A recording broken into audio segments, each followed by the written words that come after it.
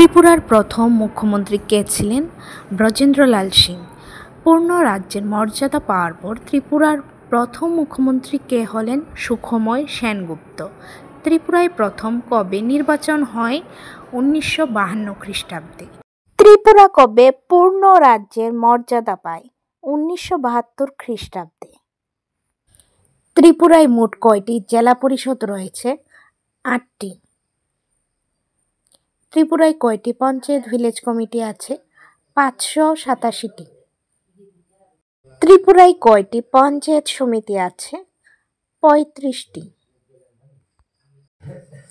ত্রিপুরায় টিটিএডিসি এলাকায় কয়টি ব্লক আছে? 23টি।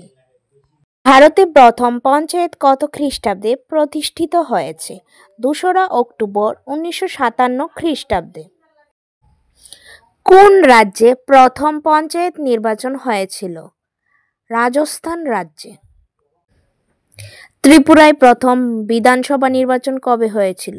1966 খ্রিস্টাব্দে।